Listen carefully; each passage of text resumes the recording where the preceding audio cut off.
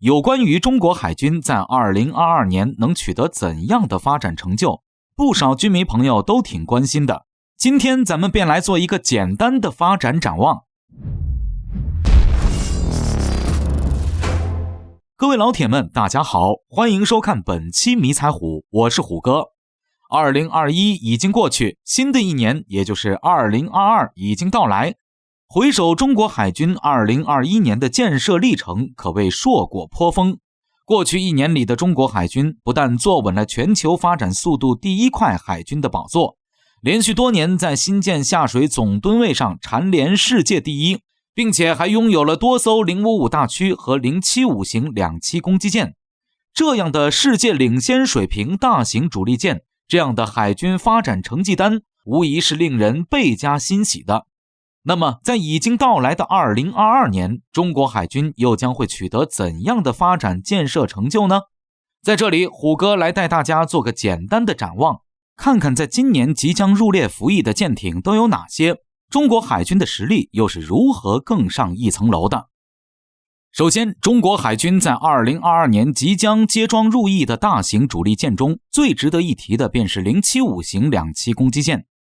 目前一批次建成的合计3艘075型2栖攻击舰，首舰海南号和2号舰广西号已经相继入役，只剩下下水建成时间最晚的3号舰，目前还尚处在海试状态。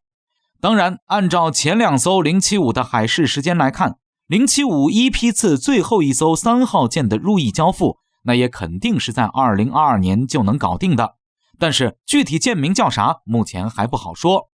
届时的中国海军将会拥有3艘技术指标全球先进的大型远洋2栖攻击舰，在该舰种的硬件战力保障上仅次于美国海军，位居全球第2。而且照目前这个局势还有未来的发展前景综合来看，075型2栖攻击舰的实际建造数量肯定不止一批次这3艘，未来还会有后续批次的075开工建造，舰程更多。说完了2栖攻击舰，再来看看主力驱逐舰这块。目前可以确定的将会在2022年结束海试交付入役的主力驱逐舰，总数一共有6艘，分别是3艘 052D 驱逐舰与3艘055大驱。这2型主力驱逐舰也是目前中国海军的实力担当，属于核心关键战力。值得一提的是，在这6艘可以确定将会在今年入役的驱逐舰交付之后，中国海军在明年2023年的驱逐舰入役交付数量将会大幅减少。这主要是因为中国海军在2021年并没有多少新驱逐舰开工，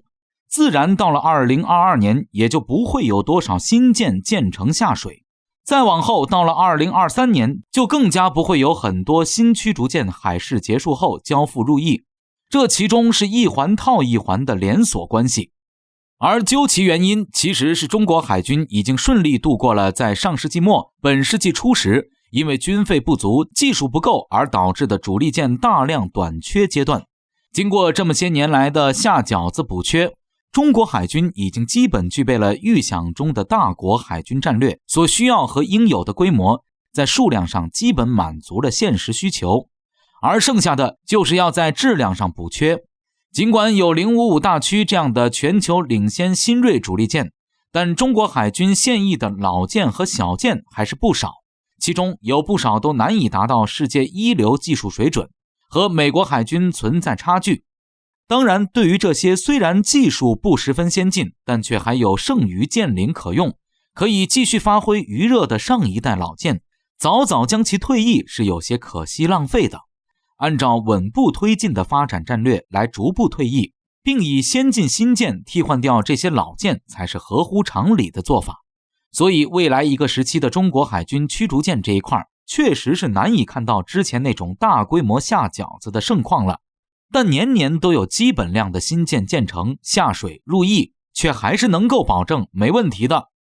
最后要说的则是即将在2022年交付入役的3到5艘 054A 型护卫舰。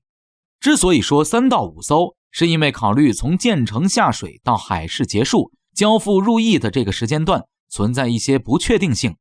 毕竟越往后建成的后续舰有前舰的海试经验加持，海试期只会越来越短，交付入役的速度会越来越快。但至于具体快到什么程度，海事时间缩短到几个月，现在下定论显然为时过早。所以如果海事期够短，交付入役的速度够快，那么今年入役的 054A 预计会多达5艘，反之则是保底也有3艘的量。算上前面提到的075、055还有 052D， 中国海军在2022年接装入役的大型舰总数最多可以达到12艘，少一些的话那也至少有10艘。如果按最多的数字来算，那就是平均每月都有新舰入役，这个速度放眼全球那都是绝对难寻敌手的。所以2022年全球新舰入役总数排行榜的第1名也基本可以说是被中国海军提前收入囊中了。这自然也同时意味着中国海军的整体实力在2022年还能更上一层楼。